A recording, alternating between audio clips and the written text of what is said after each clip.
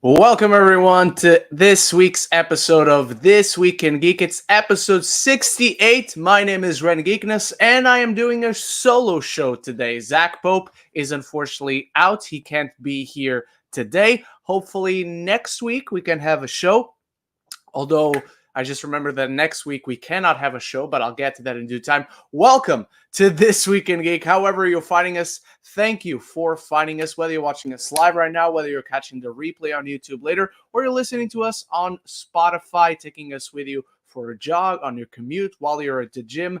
Thank you for being with us. And in case you're new to This Week in Geek, this show works in 3 segments. Usually, when I'm joined by Zach Pope, we go through our weekly rankings where we both go through everything we watched this past week and rank it from the worst to the best. We then highlight a few of your weekly rankings in the live chat. And finally, we then move on to our main topic of discussion. That's the topic you see on the thumbnail, on the title, and it's a big one this week. And it's also the thumbnail you can see on my community tab where you can leave your questions for the third segment of the show, where it's just highlighting your questions for us. And it's personally my favorite part of the show.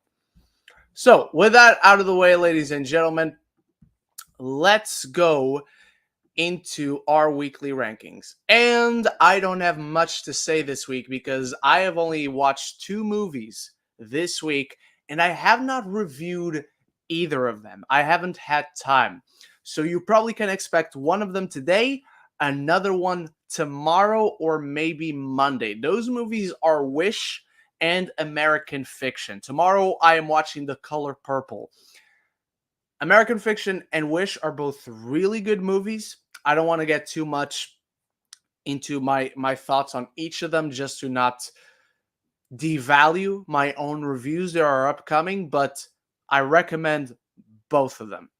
All right, so with that out of the way, we usually highlight some of your weekly rankings, but we don't have any in the live chat right now. So I will start with the main topic. Usually we do all the weekly rankings before moving on to the main topic, but as there aren't any right now, as I don't have anything else to rank, as Zach is not here to give us his own ranking, I'm going to start moving into the main topic. But if weekly rankings come into the chat, I will highlight them on screen and I will cover them. Don't you worry. So, with that out of the way, let's move on to our main topic, my friends, and it's a big one. I believe it was on Tuesday or on Wednesday where everything started imploding. And it just put a lot of things into perspective where in the past 3 years, the entire world has gone through it, obviously. I'm not saying otherwise, but Hollywood went through COVID. They got back from it. They had the actor strike. And just now, when we're past the actor strike and the writer strike, we can now start working on things again. And there's a war going on. And people will have opinions about the war, about things that affect the entire world, obviously. And Melissa Barrera is a person. Before being an actress, before being an artist, she is a person. She has opinion on things, and she has the right to free speech.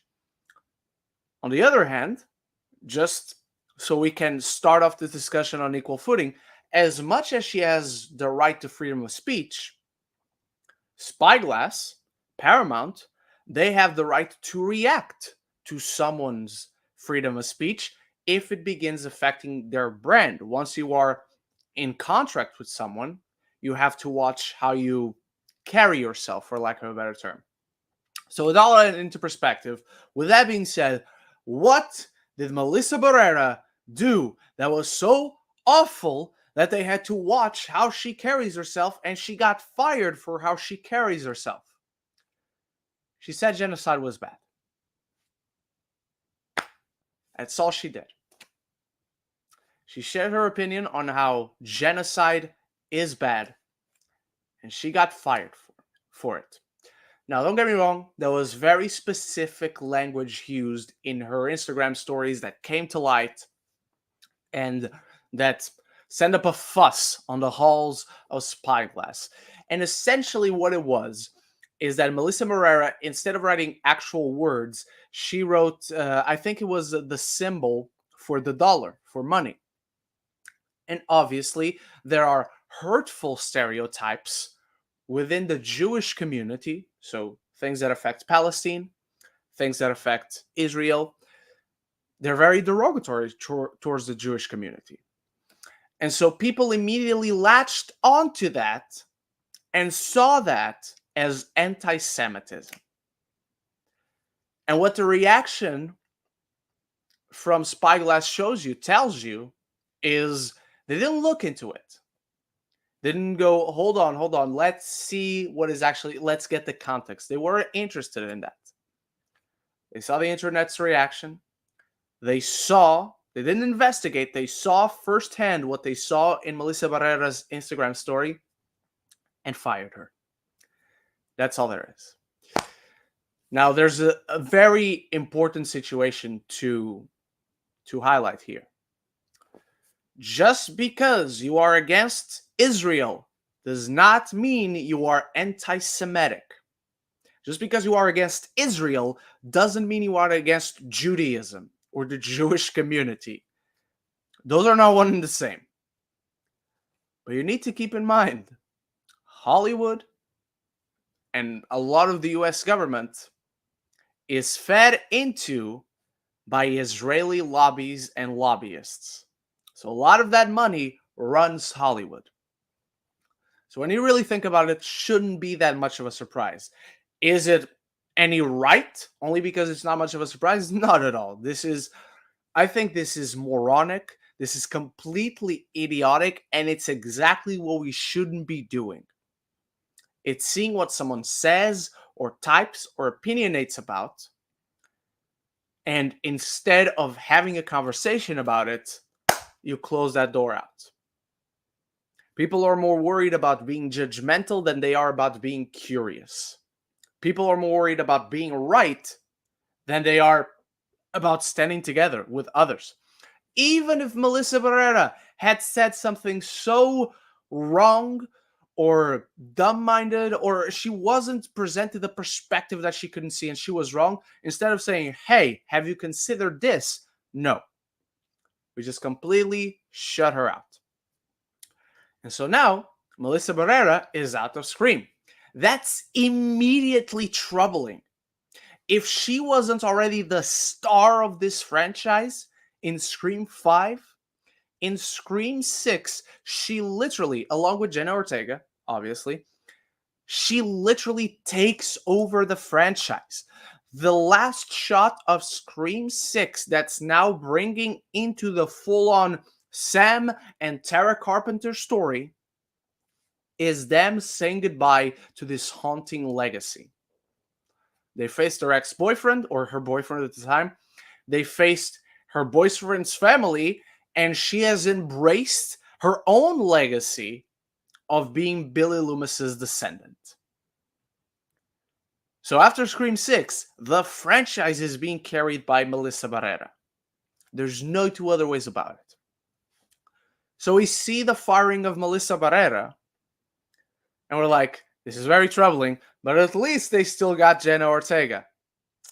Or so we thought, because the next day, and again, I can't remember if it was Tuesday and Wednesday or Wednesday and Thursday, but I think it was Tuesday and Wednesday.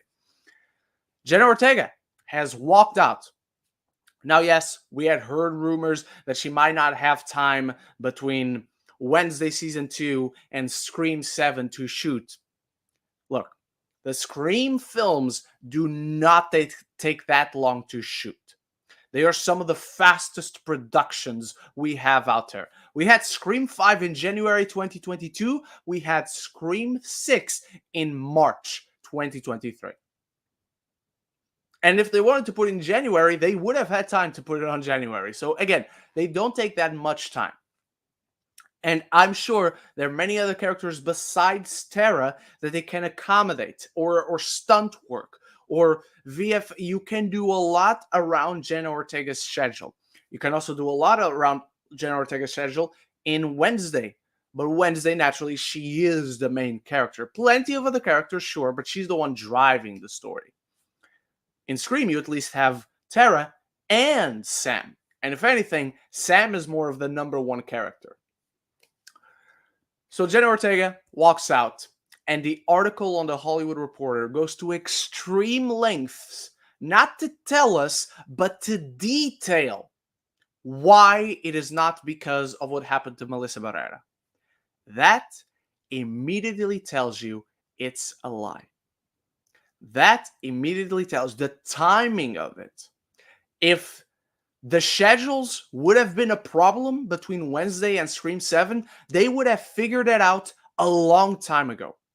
It wouldn't have been now.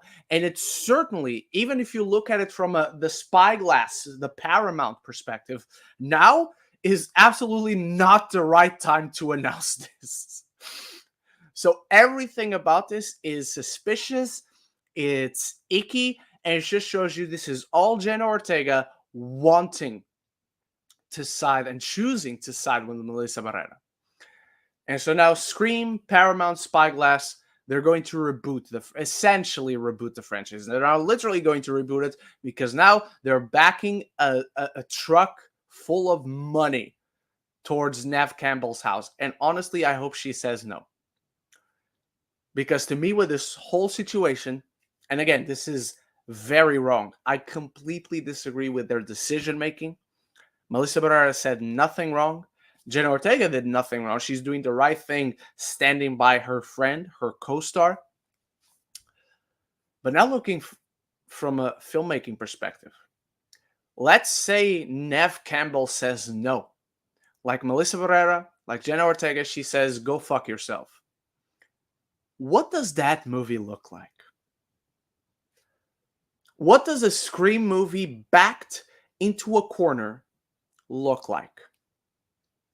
And I don't know. Like, at this point, I'm not counting on it, but there's always a possibility where they can go, Melissa, we're sorry, here's 3 times your original salary. Jenna, we're sorry, here's 5 times, come back. And they come back. Let's consider that's possible, but let's put that out of the table.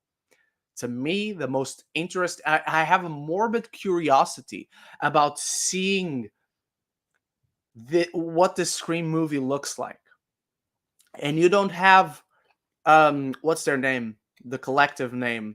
Radio Silence directing anymore. But you have Christopher Landon. He's a guy who can mesh and blend genres and do something that feels fresh within a formula.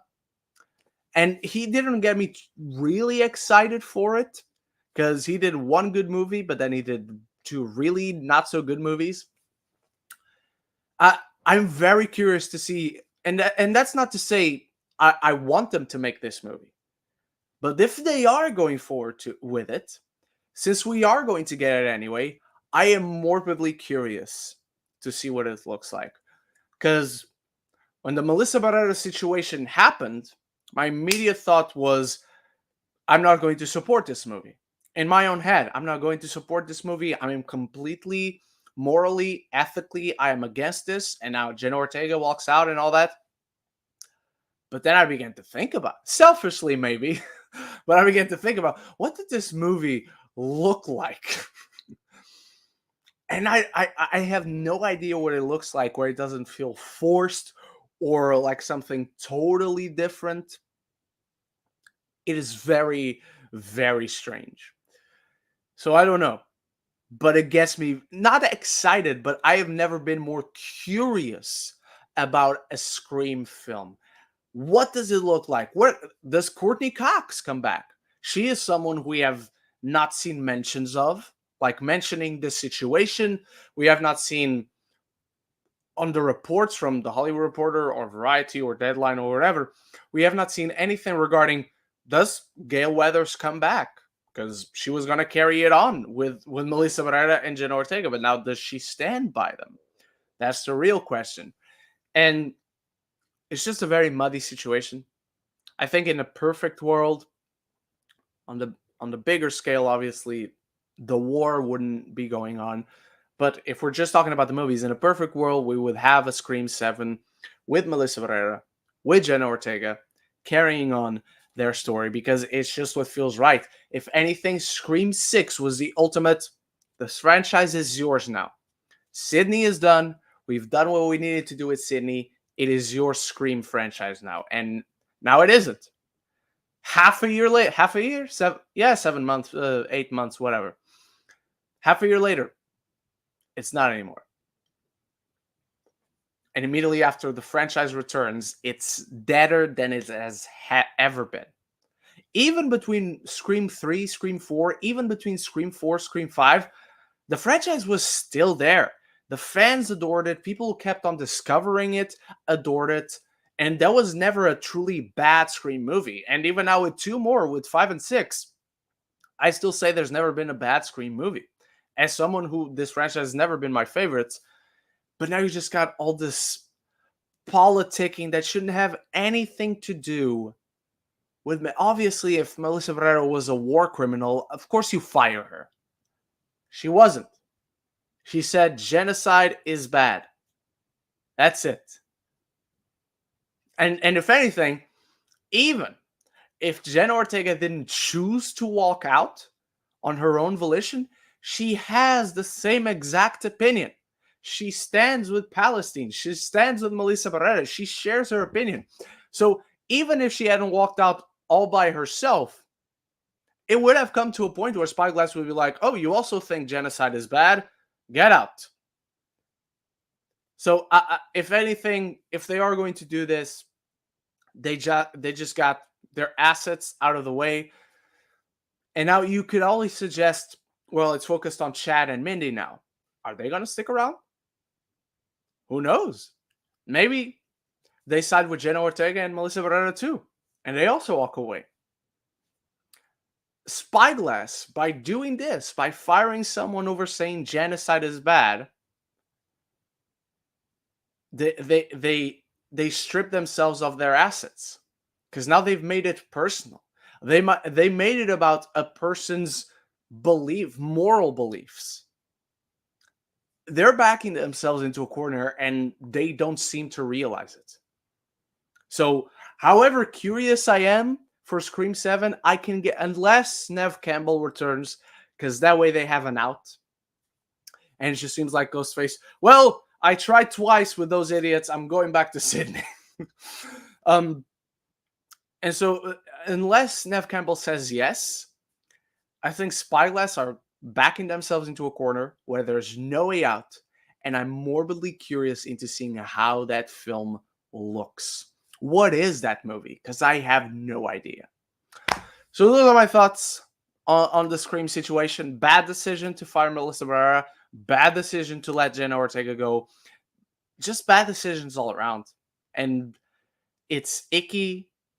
It's reprehensive in more ways than one. I don't like this situation whatsoever. I'm not a fan of it at all. I don't agree with their decision making. They are very much in the wrong. And at the very least, what I hope we eventually see is a public apology to Melissa Barrera. We're not going to see it, but I can still hope for it. All right, so before we move on to our main topic discussion, we have 2 weekly rankings on the live chat. Thank you, Geek, who shares the weekly ranking. Number 8, Cat in the Hat. I have still never seen that film, and I'm going to keep it that way for 20 more years. Then 7-6, Mockingjay Part 1. 5, The Hunger Games. Number 4, Ballad of Songbirds and Snakes. Number 3, Invincible. And number 2, The Killer. And ahead of The Killer. When it comes to your Mockingjay rankings, I would change Mockingjay Part 2 and the original Hunger Games. But other than that, it's exactly the same. And then I would put The Killer overall as the best thing of the week. Tony Movie Chappie. Number 5, Hunger Games. Number 4, Catching Fire. Okay. Number 3, Expendables 4. Oh, God. Oh, I disagree, brother, but I have no choice but to respect it because that's a bold placement for Expendables 4. Number 2, Carrie Remake. And number 1, Cat in the Hat. Looks like you're not alone, Jacoby P. You're both are celebrating Cat in the Hat this week. All right, everyone. Let's go into your questions then. And let's start with, actually, let me get them on my phone. It's easier to see. All right. let's start with a question for Zach. Lady Aaron asks, Zach, how was your Thanksgiving? Zach's not here, like I said at the start of the show. I don't celebrate Thanksgiving. So the only way I can answer this question is talk about Thanksgiving, the movie, which I saw last week. My Thanksgiving was not good whatsoever. It was a Scream ripoff, which now seems to have more life than Scream itself. So the world is turned upside down. That's my point. Uh, Hang on, let me refresh this again. There we go. Um, Lady Aaron, with Wish not doing well at all, especially critically, what do you think happened, and where do you think it all went wrong for this film? Even though you guys ended up either liking it or loving it, I don't think anything went wrong. It's people's opinions. That's just it. And I haven't talked with anyone personally, of the people I follow, of the people I know, of the people that I interact with. I haven't talked with anyone directly that hasn't enjoyed Wish. I haven't been able to avoid all reactions, unfortunately, so I know people out there that didn't watch it. Just this week, when I went to see American Fiction with a friend who was also there to watch the film, he had seen Wish before me. I saw American Fiction on Thursday, then I went to see Wish yesterday. So he had seen Wish on Monday, I believe, or last Sunday. And he said, we're talking about a guy that he was asking me if I knew him, and the guy apparently did not like Wish at all. So I have no idea, but nothing went wrong. It's just what people thought of the film, unfortunately. And having seen the film, they're wrong, but nothing went wrong for the film.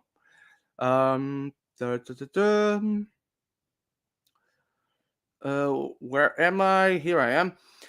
Lady Aaron, so guys, the next episode will be episode 69. Nice. For This Week in Geek, what kind of plans do we have for the 69th episode? Honestly, nothing right now. But this is actually a really good question for me to promote that next week we cannot have a show. So next week on Saturday, I have a big day.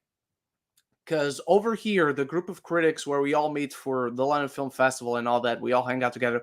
We don't have it every month, unfortunately, but we do have regular like meetups, meets and drinks is what we call it. So there's one happening next Saturday. So you might be asking, isn't it like 2 o'clock where you are from, Ren? Are you going to start drinking at 2 o'clock? No, not at all. Don't get me wrong. The drinks only starts at like 6:30 or whatever. But on that same day, on the time that we should be doing the show, I am going to see Wonka. Now, there's also a screening of Wonka the day after on Sunday, but I don't have my tickets confirmed for that one yet. So as of right now, I'm considering if I get tickets to the Sunday screening of Wonka, I will not attend the Saturday screening, and therefore I can do the show from here. If I don't get in for Sunday's Wonka screening, I will go to the Saturday screening, and so unfortunately there cannot be a show. So let's consider that there will be a show next week. I have no idea what I'm going to do. It's just a fun joke that it's episode 69, but it really depends on what happens during the week. If nothing really big happens, we'll just have a Q&A episode. If something massive happens, we will feel compelled to cover it. On the other hand, if there isn't a show next week, the next week after that, when we do have episode 69, I will not be here. I will be back home.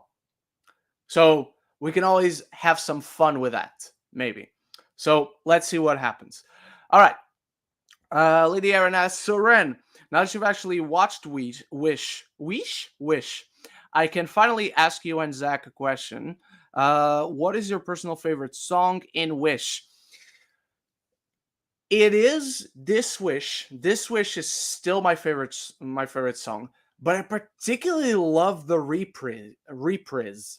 And if you had asked me like 2 years ago, I would have said reprise. Because up until 2 years ago, I thought my entire life it was pronounced reprise. Anyway, tangent.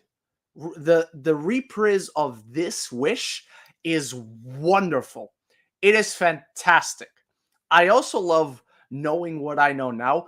I don't think it's a great title for the song, but the song itself, it's such a a rallying beat, it is fantastic. It just gets you in the mood, in the mindset of the characters and everything that's going on in that scene. So I'm a big fan of those three, technically two songs, but particularly the reprise in the film really worked for me. Um,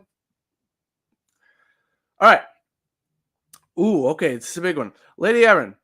When it comes to movie reviews, I'm trusting my favorite movie reviewers completely, like you guys, especially for example. That's the only way to do it.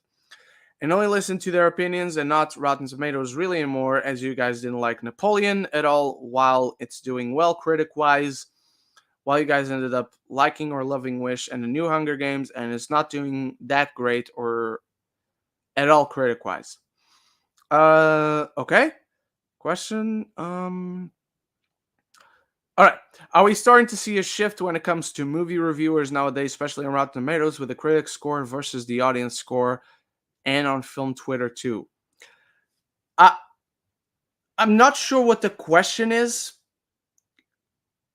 but on Rotten Tomatoes, the crowd there, the critics there, you include a lot of people that are not on film Twitter. They might have Twitter, but they did not amass a large audience on Twitter.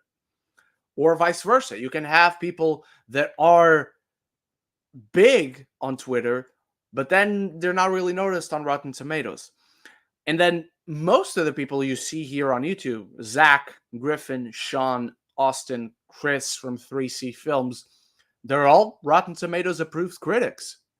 So every time you watch the reviews, they're going to contribute that positive or negative score towards the film's Rotten Tomatoes score. So that's why I say don't follow Rotten Tomatoes, follow your individual critics. Because if you go into Rotten Tomatoes, you're going to see, let's say, Zach. You're going to go to Rotten Tomatoes because you know Zach is there. But Zach is there joined by a shit ton of other people that you don't care about, that you never heard about. So you just get a statistic of what Zach and plethora of other people thought. But you don't care about the other people. So why are you going to Rotten Tomatoes? Why are you going to see the general average of it all? No, I want to see what the actual word of mouth is. So I'm going to go to a person I trust. In this example, it would be Zach. So yeah, again, I'm not sure what the question is, so I'm not sure I properly answered it, but I hope that that meets where you were going with your question halfway at least. Comes to movie reviews. All right. Lady Aaron, do you like getting any sort of media in physical format more or in digital format more, and why? And if you saw Christopher Nolan mention about physical media during the week, what are your thoughts on that? I refuse to buy anything on digital. If I can't touch it, if I can feel it on my hands, it's not worth any money. Simple as that. I saw what Christopher Nolan said about physical media, and I don't remember exactly what it was. Like, I couldn't quote it to you, but what I do remember is the feeling I got when I read it, and it was, amen. That was my feeling. Physical media is under your control. It is under your possession. It is not something anyone else, especially remotely from a server, can scratch, can change, can modify, can diminish, can inflate in any way. You own it in physical, no one else can touch it in a way that damages its longevity. Anything from the steel book, from the hardcover to the slipcover, to the specs on the disc, to the quality of the visuals, to the quality of the audio, to the special feature, to the options for subtitles that you have, for the options for the spoken languages that you get, no one can touch it ever. That's why physical media will forever outlast, well, probably won't outlast, unfortunately, but will forever be superior in every conceivable, imaginable way to anything on digital. You can't touch it, it's not worth anything. It's worth zero. The people who play with fake money like cryptocurrency are exactly the same people that play with fake movies on digital. Those are fake. Those don't belong to you. Those are stored there somewhere, and someday someone at any point could just delete it or modify it. If you own it on physical, it's yours forever, untouched unless you want someone else to touch it. That sounded wrong. Do not take that out for a soundbite. All right. Lydia Aaron, in your opinion, do you think that this year for the 100th anniversary of Disney is underwhelming or pretty good? Let's see. Disney releases 2023. All right. It really depends on who you ask. So this year, yes. All right. Jesus Christ, so many ads. Let's see what Disney released this week. Hold on. Hold on. Okay. Ant-Man and the Wasp: Quantumania. I liked it. I quite liked it. Most people didn't. And it didn't really do good at the box office. I don't know what Shank and Dunk is. Boston Strangler. This was a streaming release, so we cannot really judge box office. And it really had to be one of those word-of-mouth movies. They didn't really publicize it well. So it was the people who were on... who were critics who were watching the movie in advance that then said, hey, by the way, there's this movie coming out. It's actually quite good. It's called The Boston Strangler. So I think that one we just let it lie straight down the middle. It's not good or underwhelming. Underwhelming, it's very specific. It implies expectations. I don't think there were a lot of expectations for Boston Strangler. Rye Lane, I'm not sure if this counts, but this was a pleasant surprise. This movie has been beloved by so many people. It's made an impact in theaters here, but it did not get a theatrical release in the States. So who knows how well it did. I don't know what Prom Pact is. I'm not interested in what Prom Pact is. Quasi, I've never heard of. Chevalier, I didn't know this was even released. Peter Pan and Wendy was also a Disney Plus release, so we can't really count box office, but most people seem to either be about it or really didn't like it. I quite enjoyed it myself, personally. Guardians of the Galaxy 3, on every regard you can measure it, this was a success. Critical, fans loved it, box office winner all around, so this was a success. This is certified win for Disney. Crater, don't know what that is. White Men Can't Jump, don't know what that is. Little Mermaid, critically a win, box office not so much. The Boogeyman, critically a win, box office I'm not sure, honestly, because it can't have been that expensive. I don't remember seeing any reports about how well are good. So budget was 35 million, box office was 82 million. So I think it just about broke even. It wasn't a hit, but it broke even. Flaming Hot, I remember hearing a lot about this movie before it was coming out. I remember hearing nothing about it once it came out. Again, it was a streaming release, so there's not really box office to lose there, but there's also not really box office to win. I never ended up watching Stan Lee. I completely forgot about the Stan Lee documentary, but that's another conversation. Elemental. Critics liked it. Audiences liked it. And if you were judging by the opening weekend, it would have been a massive loss. But if you look at the miraculous legs that it has, Elemental, massive win. Absolute win in every regard. Start out very rocky. Absolutely, but it is a win. So 2 wins for Disney. Don't know what World's Best is. Indiana Jones and Dial of Destiny, unfortunately, it has a pretty solid audience score, but critics, for some reason, didn't like it. And it also didn't perform well at the box office. So Indiana Jones, unfortunately, it's a loss for Disney. Theater Camp, I still haven't seen. Haunted Mansion, Disney took a bath on this one. They ate crow. This was received in a lukewarm reception, where the biggest praise for this film was it actually wasn't that bad. When the biggest praise for your film is that's not a good sign. And then it flopped. They lost so much money at the box office with this. So this was a massive loss. Vacation Friends 2, again, a Hulu release. Haunting in Venice. Let me check, because I think this movie did poorly at the box office. I just don't know how poorly. So it had a budget of, had a budget of 60 million, and it made 121.9 million. So it just about broke even. So it wasn't that. I like the movie. This is the one where I fall most in line with the rest of people, because I loved Murder on the Orient Express. I thought Death on the Nile was ridiculous, but I had fun with how ridiculous it is. This one falls just down the middle. I liked it. Most of the people seem to think the same. I liked it. Yeah, it's fine. So I don't think we count this one as either. No One Will Save You. Again, Hulu release. We cannot count box office, but this was a nice surprise. This made ripples. People noticed this movie and they talked about it. That's what's so cool about these little Hulu surprises. So I think, if anything, you have to count this one as a win. The Creator. Now, I refuse to search how much money The Creator lost. But I'm going to anyway.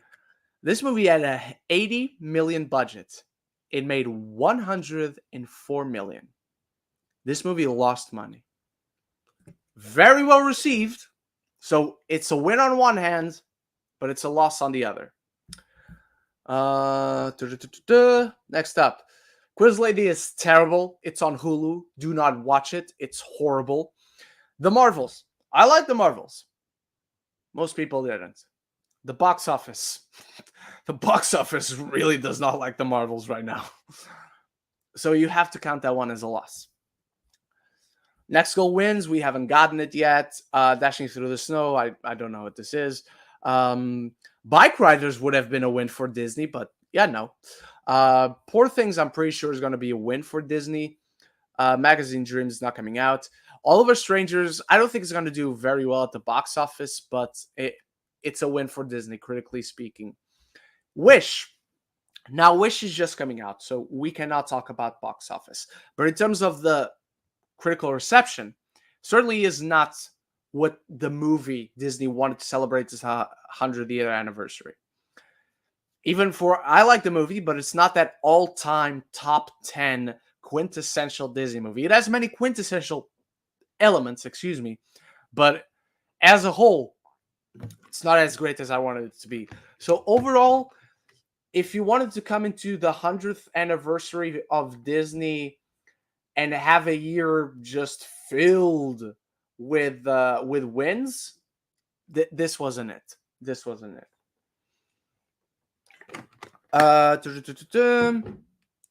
All right. Let me refresh this again, because I was on that question for a long time. Her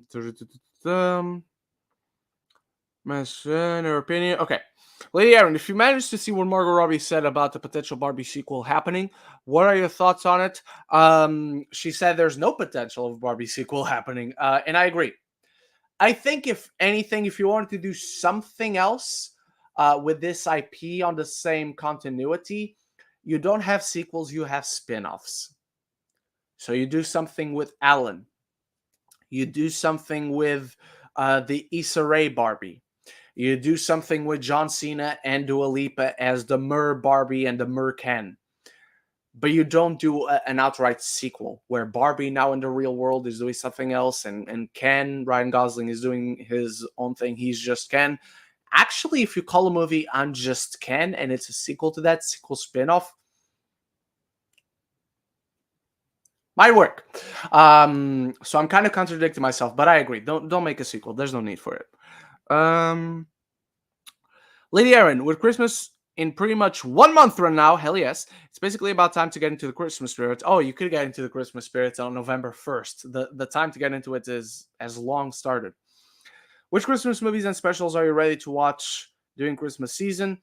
Which Christmas songs are you ready to blast across your house to sing along to? I'm not blasting anything across my house. I'm listening to them on my headphones. I don't have any particular Christmas songs.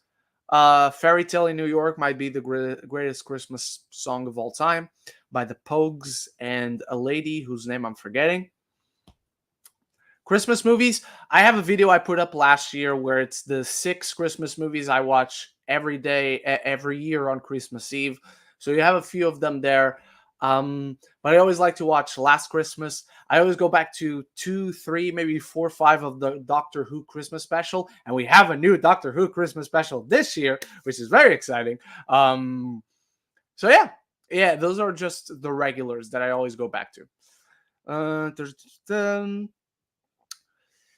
Lady Aaron, knowing that you're a Doctor Who fan and knowing the Doctor Who series just recently turned 60 years old, it was like 2 days ago, and tonight, the 60th anniversary specials begin with the 14th Doctor, and I'm very excited.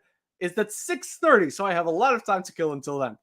And then I got Survivor Series later in the day. But anyway, what are some of your favorite Doctor Who moments? What are your top 3 favorite Doctors in the entire show?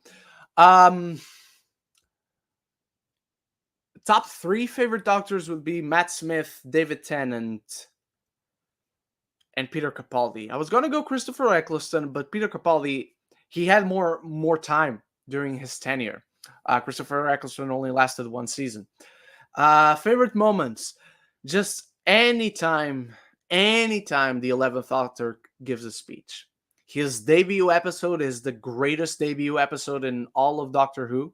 The speech at the end of that is fantastic. The speech on the episode with the rings of Akaten is fantastic. And if you have never seen Doctor Who, if you have no idea what I'm talking about, the search for on YouTube, Doctor Who, Rings of Akaten, and the little girl singing in that video, that little like 9-year-old girl singing in that video is Amelia Jones from Coda, from Cat Person, from Lock and Key, who's making waves right now. That little girl is Amelia Jones. Go check it out. You'll be absolutely mind blown. So yeah. Oh, hang on. Lady Aaron, thoughts on what Ridley Scott is saying about his new movie Napoleon towards critics? And do you think that a possible backlash to it would be even worse than what happened to The Last Duel in terms of really bashing the critics or audiences for either not liking the movie or not seeing it at all? Completely different. This time for Napoleon, he's not bashing anyone. He's taking what people have said. He's not saying fuck you for not liking the movie, which was what he did say about The Last Duel. So that's completely wrong. What he's saying here is, look, I don't care about historical accuracies. I'm not making a documentary, which I agree with, by the way. I wasn't there. None of these people today talking about it were there. So I'm going to take my liberties, which I completely agree. This one thing, The Last Duel, the press tour for The Last Duel was Ridley Scott giving people shit. Napoleon Ridley Scott is Ridley Scott not giving a shit. Completely different things. I love The Last Duel. I really do not like Napoleon. I really dislike Last Duel Ridley Scott. I'm a big fan of Napoleon Ridley Scott. So I have this toxic push and pull relationship with Ridley Scott and how he presents himself. Time to refresh again. Lady Aaron, thoughts on the Bike Riders movie losing its original distributor and then finding a new distributor very quickly, or almost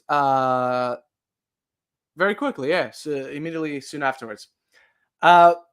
Really don't agree with Disney just dropping it.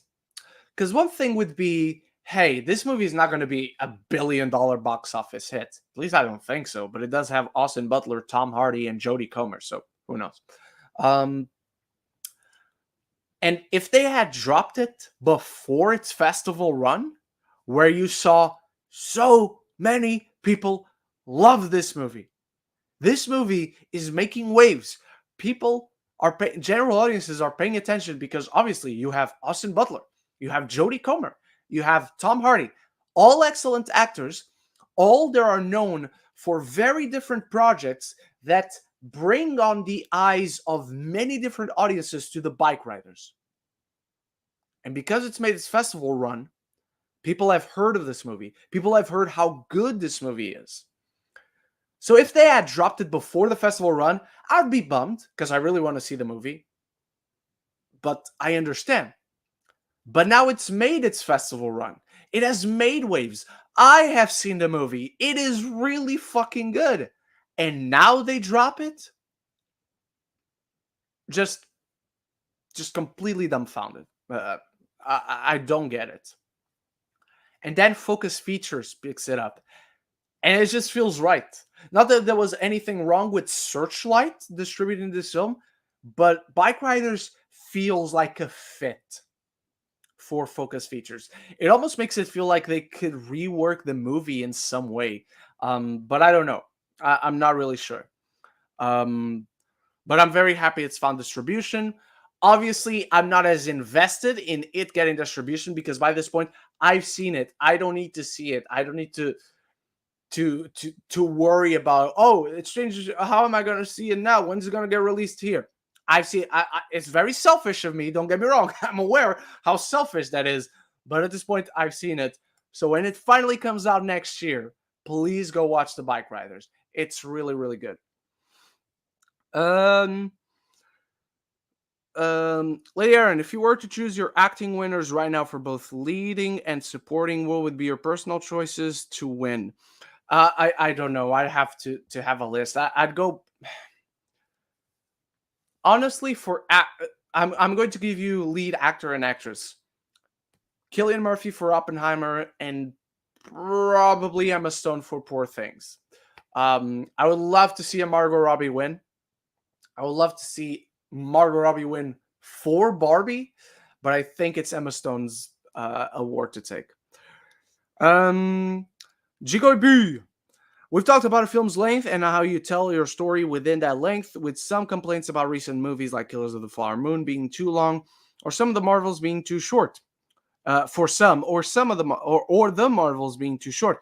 What are some films, whether they're good or not, you feel don't justify the length or could have been longer to flesh story elements out?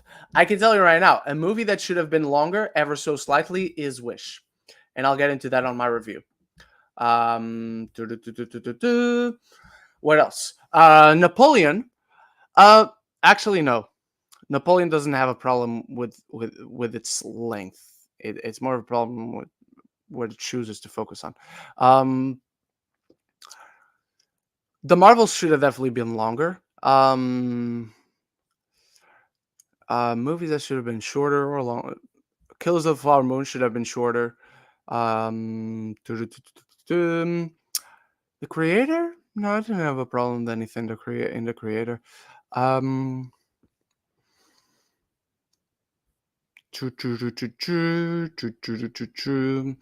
Ferrari wasn't a runtime issue either. Indy, no, I didn't have a problem with Indy. Little Mermaid, also no. Peter Pan and Wendy. Peter Pan and Wendy should have just been a different focus. It's not a runtime issue. Yeah, those are the two, but there should be more. Why can't I remember more movies that should have been either longer or shorter? Avatar could have been shorter. Avatar: The Way of Water could have been shorter.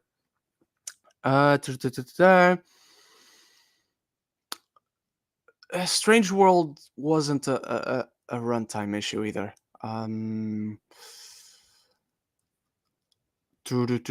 Yeah, I don't. There should be more. I know. I feel that way semi-regularly, but I'm not finding other movies where I'm like, should have been longer, should have been shorter.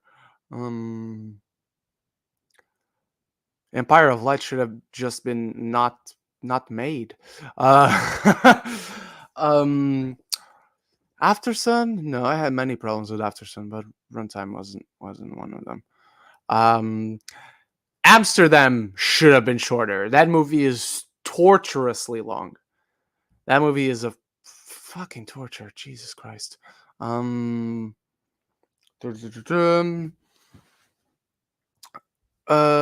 Yeah. I don't know. I don't know. I'm aware that I feel that way. Beau is Afraid. Why didn't I say Beau is Afraid? I reviewed Beau is Afraid, didn't I? Oh, I didn't. I never reviewed Beau is Afraid. Oh shit, that makes sense then. All right, yeah, Beau is Afraid. Jesus Christ, talk about torturously long. That's another one. Films like okay, GKB. If you had to do your top 5 favorite movies from 20 years ago, what would be on your list? That's a fun question. 2003. No, not 2004. 2003 movies. Not Hulk, not Daredevil, maybe Big Fish, maybe X2. Oh, Return of the King wasn't. Yeah, it was. Not Spy Kids, not Matrix Reloaded, not Tomb Raider, not but Paycheck's pretty solid, but not top 5 of the year. Ooh, Memories of Murder was 2003. Old Boy was. Old Boy might be my favorite. Off the top of my head, Run Down the Core, Kangaroo. Was Kangaroo Jack 2003? I thought that was longer. Let me see the 2004 Oscars, like just to remember what are supposedly the best movies of the year. And they only had 5 Best Picture nominees. 2004 Oscars. My favorite of the year might be not Hellboy, Old Boy. Lord of the Rings one, Lost Translation, Master and Commander is really fucking good, man. Mystic River, Sea Biscuits, all right. Pirates of the Caribbean, House of Sand and Fog, I have not seen. Cold Mountain was 2003. I thought it was like 99 or something. Yeah, Charlize Theron one from Monster, Whale Rider. Is that yeah, from Nikki Caro. Something's Gotta Give. That was Jesus Christ. Okay. 21 Grams was also that year. Renee Zellweger won for Cold Mountain. That's fucking weird. Okay. So my number 1 would probably be Old Boy. Number 2, X-Men 2, X-Men United.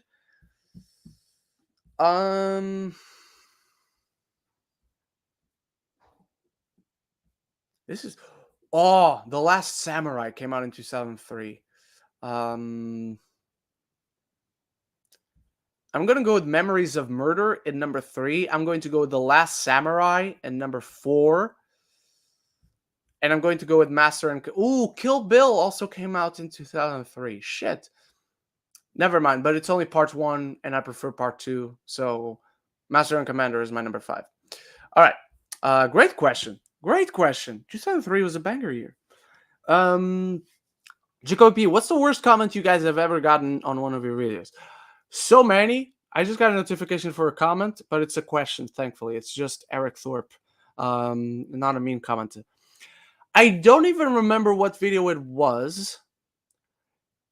I believe it might have been a video I was like, where I reacted in a way of, it's weird for you to go to bat over this movie. That's what I thought in my head. But there was, no, I remember what it was. It was a movie. It's a movie with Simon Pegg and Lily Collins. I literally only watched this movie because it had Lily Collins in it. It's from 2017 or 2018. I don't even know, man. Yeah, but it's like a movie. Fucking nobody is talking about this movie, and somehow those are always the ones that get the most views. Weirdly, but I watched this movie. I was like, I just want to talk about it because it's Lily Collins. That's it. And then I got this very ferocious comment. about how I'm wasting oxygen and I should go find a hole and bury myself in it over this weird little movie that I hear nobody else talking about. Yeah, that's probably the worst one. But now I want to find this movie and I want to tell you guys which one it is, because I don't remember if I don't remember if I deleted this comment. And I'm not gonna look it up whether or not I did. I just want to find the name of the film. I'm still in 2020. Hang on. Let me search for Lily Collins movies. Lily Collins. Du-du-du-du-du-du-du. It's not To the Bone. I really like To the Bone, but I never reviewed that film for out of choice. List of okay. It is no To the Bone. Inheritance. It's a 2020 movie called Inheritance. It has Lily Collins, Simon Pegg, Connie Nielsen. It's a pretty good cast. Patrick Warburton and Chance Crawford are in it. Chance Crawford, you might know as the Deep in The Boys. Yeah, that's the one. Sorry. Yeah, but that's the video where I got the meanest comments ever. Worst comments. Do you think Disney has gotten lazy over the over the years with our projects? Not at all. If anything, they've become overly confident in their projects. Now, there's nothing wrong. If anything, you should. But if anything, you should be confident in your project. The way you market it, the way you promote it, the way you set up the premieres and embargoes and all that, you should show confidence in your projects. However, how you should not show confidence in your projects is by inflating the budgets. Budget for Secret Invasion, the budget for Ms. Marvel, the budget for Indiana Jones, and granted, Indiana Jones specifically, COVID, delays, Harrison Ford gets injured, a lot of problems with that specific production. And it's a general problem. It's not just Disney, it's studios in general. But don't inflate your projects. If anything, that's not laziness, but it's a problem on the opposite end of the spectrum. So that's what makes it complicated. All right. All right. Well, if Melissa Barrera doesn't come back to Scream 7, what's a franchise you want to see be her a part of? Wonder Woman in the DCU. She is perfect for Wonder Woman. She's tall. She's got a physique. She's got clear strength. She looks amazing. She clearly has a fitness body, but she doesn't look thin. She doesn't look like if you touch her, you break her. She looks strong. She doesn't look like a bodybuilder or anything. She looks natural, but naturally strong. So easily for me, she is the perfect Wonder Woman. Right age range, fantastic actress, can pull off the physicality. No excuse not to have her as a Wonder Woman. Thoughts on all the behind the scenes stuff with Cap 4 about them going back to the reshoots to improve the action. I hope they don't over rely on CGI. That's been their detriment lately. If they were going to over rely on CGI, they wouldn't need the reshoots. They could just CGI the action they already have. About them going back, it's overall a good sign that they're going back. But the biggest reason why they're going back is because, for those of you who are not aware, and it's totally fine to not be aware because it wasn't a big part of the promotion of this film. This entire film is Sam Wilson, Captain America, and Thunderbolt Ross as maybe Red Hulk. But in Captain America 4, I don't know if there's going to be any more, but there was going to be an Israeli superhero that sports the Israeli flag in her costume called Saba. Not anymore, clearly. So that's another thing that they're going back to fix, which I agree with. What else we got? Jacoby P. Do you think Disney? Melissa Barrera. Thoughts on Cap 4? All right. Jacoby P. Thoughts on the recent Superman Legacy casting with Skylar Gisondo. I'm not sure if that's how you say it. Jimmy Olsen. Maria Gabriela de Faria as... I don't know why I said it in English accents. Maria Gabriela de Faria as the engineer. And Nicholas Hoult as Lex Luthor. And you forgot Sara Sampaio as Tessmacher, which I will also get into. Don't worry. Skylar Gisondo as Jimmy Olsen. I was literally saying in the chat, this dude from Booksmart would be amazing as Jimmy Olsen. And literally 2 minutes later, boom, he's cast. So I'm a big fan of this. Big fan of this. Maria de Faria as the engineer. I've never seen anything from her. I'm not too familiar with the engineer, like apart from watching one video running down who the engineer is. So I don't have a strong opinion on this one either way. Nicholas Hoult as Lex Luthor is fucking perfect. It's spot on. I think it's going to easily be the best role of Nicholas Holtz's career. And I am willing to bet on that. And then Sara Sampaio as Tessmacher. I should be excited because she's Portuguese. But you will notice I didn't say she's a Portuguese actress. She's not. She's a Portuguese model. She's a model. Models to actress have worked out before. Rarely, but in anticipation, until I'm proven otherwise, they've proven to me otherwise, I'm never going to be excited about it. GKB, thoughts on a Fantastic Four rumor about them gender-bending Silver Surfer, and it will be played by Anya Taylor-Joy. Didn't come from any reliable sources. In fact, these two rumors are completely separate. I don't believe it. If it were to happen, I'm okay with that. I'm fine. Just change Norin Rad with whatever his wife's name was in Zen-La before Galactus came down to eat it. And he said, hey, spare my planet and I will be your server for the rest of eternity. And then he wasn't. GKP, if you had to fix the Multiverse Saga from scratch, how would you structure it? What projects would you keep or get rid of? And what changes would you make towards some entries? That is way too many questions into one. I'm not going to answer like what changes I would make into some of the entries unless I can like reduce them to one quick sentence. But let's take a look at the Multiverse Saga. Multiverse Saga, Marvel Cinematic Universe. This is way too complicated. Wikipedia has a much better view of it.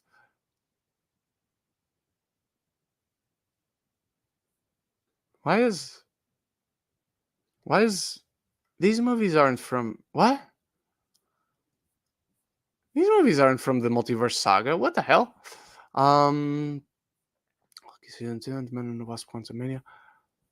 Wait. Do I not have just a page showing me what projects are part of the Multiverse Saga? Oh, okay. Okay, so the projects are... Let's go project by project. It'll be easier. Let me just get this out of the way. All right. So Black Widow is the first project in the Multiverse Saga. I would have had this right after Civil War. This isn't a part of the Multiverse Saga. Shang-Chi and the Legend of the Ten Rings. You released this alongside Ms. Marvel. I know we have not had a payoff yet, but I still feel the rings are very much still connected to Ms. Marvel. So Shang-Chi and the Legend of the Ten Rings. Bring Ms. Marvel in, bring the Marvels, and then bring Eternals.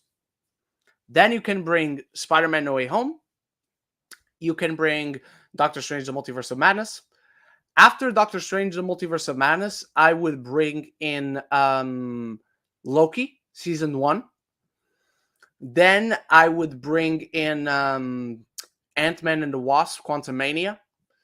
Then you can do Love and Thunder. You can do Black Panther: Wakanda Forever, and Black Panther: Wakanda Forever also introduces the notion of reinforces rather the notion of mutants.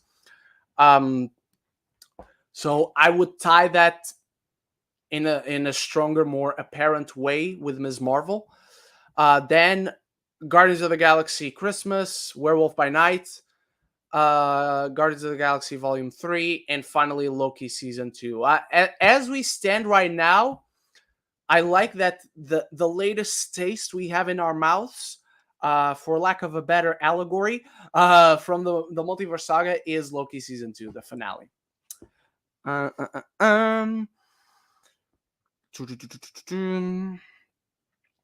think Disney has gotten lazy. Thoughts on Fantastic Four rumor, Multiverse Saga. All right, Lady Aaron. Have you ever gotten up really early in the morning to ask questions for a Q&A to some of your favorite people? Or what was the earliest time that you guys ever got up that you despise so much? Never got up like early specifically for a Q&A. Getting early for work at 3:30 a.m. for a whole week is not fun. And you don't get well paid for it. Dominic Scott. Hey, Ren, it's been over a year now since we lost the beloved Jason David Frank. I remember this. I saw it the other day. If you had time to go back and revisit Power Rangers at all to honor him, over this past year, I have gone back to Power Rangers, but I never went back to a season he was in. I went back to watch Lightspeed Rescue. And did I finish? No, I went back and watched In Space, and then for some reason I jumped to Lightspeed Rescue. So I'm not like watching the entire series in order. And obviously I've been watching Cosmic Fury, the final season of the Hasbro era, and I've watched the special, the 30th anniversary special on Netflix. But other than that, I didn't go back to anything specific from him, unfortunately. All right. Next up, Luis Luciano. Hey, Ryan, with the success of Barbie, how would you feel about the Valley of the Dolls reboot with Greta Gerwig or Noah Baumbach? Or would you have the Euphoria creators take over the project due to its subject matter? And are you familiar with the source material, book and 67 film? No idea what we're talking about. Until you asked, am I familiar with the source material? I was like, no. But yeah, I'm not familiar with it at all. So I don't know if I get excited with Greta Gerwig and Baumbach. I don't know if I get excited about it with the Euphoria creator. I don't know that I get excited with anyone attached to it because I have no idea what this is. So I do apologize for not being able to answer your question. Eric Thorpe reviews. How do you think Marvel will approach the Captain Marvel franchise going forward? Do you think they will just continue to resolve her story in Avengers movies only and avoid risking another solo outing bombing? I think if you want to invest, and you want us to invest on the character, you have no choice but to give her more solo movies in between Avengers projects. And the way you worded it gives them the perfect way out. Avoid risking another solo outing bombing. Captain Marvel never had a solo outing bombing. Her first movie made $1 billion. Her second movie is a team-up movie. So she never in the history of Captain Marvel movies, Captain Marvel never had a solo movie bombing. So if anything, the next time we see Captain Marvel in a Captain Marvel movie, you can make it a solo movie again, and you can make it better. And you can work your way into us investing on that character until that time comes. Put her in more Avengers movies. Put her in more shows. Give us the Captain Marvel 2 movie that we were missing in between Captain Marvel and the Marvels. The one that we see on flashbacks. You can just do that as a special. It doesn't even have to be a movie. It can be a special presentation on Disney Plus. And clearly, they have massive budgets for that. So yeah. Dominic Scott. Anya Taylor-Joy is rumored to play a villain. Who do you think that character is? I don't know, because there are not many Fantastic Four female villains. So unless they're going to Gender bend the character, I have no clue who she would be. Eric Thorpe reviews. What do you think will be the bigger DC movie at the box office 2025? Superman Legacy or The Batman Part 2? I think it will be The Batman Part 2. But both of them have pros and cons. The pro of The Batman 2, it's a sequel to a movie that was beloved, to a movie that really did well at the box office. And everyone knows this Batman means prestige. The Batman franchise doesn't mean I don't want to use the word generic because I don't think the MCU, the DCU are generic, at least by default. But this is individual. This is like when we had the Dark Knight trilogy. Those were Nolan movies. Those weren't superhero movies. Those were Nolan movies. Those were crime movies. Those were character studies. Those were many things before being superhero movies. And at this point, people have that same awareness about the Batman. Con? Who knows how we will perceive superhero movies in 2025? And also, will it be a little bit too late? 3 years after the Batman last year. Now, we also had 3 years in between Nolan movies in general, but the landscape wasn't the same. When it comes to Superman Legacy, now, con, those movies have associations. As much as they are detaching from the DCEU and going to the DCU, people are still going to connect it. Doesn't help that the name is essentially the same except one letter. At the same time, there is that detachment. At the same time, that separation is there. So what isn't the DCU might mean quality, but it really depends on how they market it, how people perceive it. Both have pros and cons. I feel both the pros of the Batman and the cons of Superman Legacy are stronger either way. So I think I should have done this the other way because the Batman is heavier. So I think the Batman will be bigger, will be better, and it will overall triumph over Superman Legacy.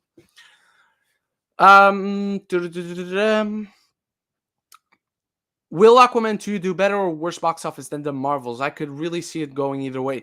I can really see it going either way too. I just saw the other day it was tracking for between 32. It was either 32 to 42 or 35 to 45. So, not good. That's less than a third of the original. And now the original blew everyone out of the water in terms of how much money it made.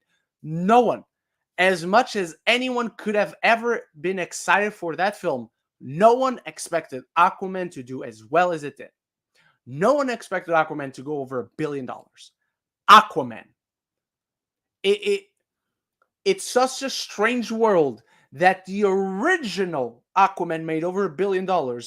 And most people liked it. Critics liked it. Audiences liked it. There are people out there that love it. But now the sequel to a movie that most people liked, made $1 billion at the box office, and now it's tracking for less than a third.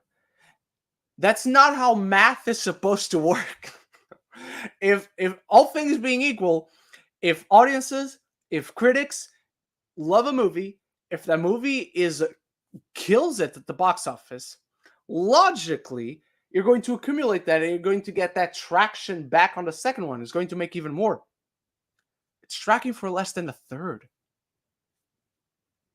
That just shows you how damaged the DCEU is.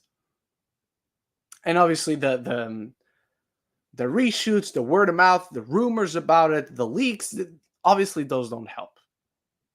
But still, how nearly inconceivable it is that this movie, Aquaman 2, is tracking for less than a third. So I really don't know. And then it depends. How much was the budget of the Marvels? How much was the budget of Aquaman?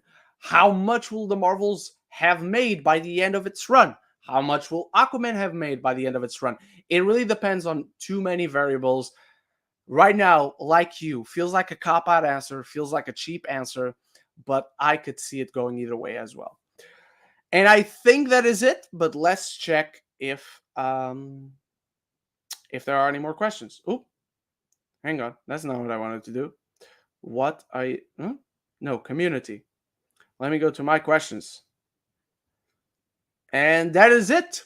All right, everyone. With that down, we're going to close it off for this week's This Week in Geek. Again, remember, there might not be a show next week, but I will keep you posted. If you see on Friday night the post for the community tab here on my YouTube channel, I will let you know.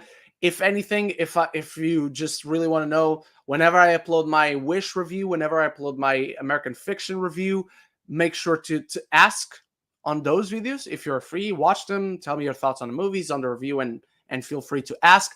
But until then, maybe next week, maybe the week after, we will see you for episode 69. So until the next one, love each other and love the movies.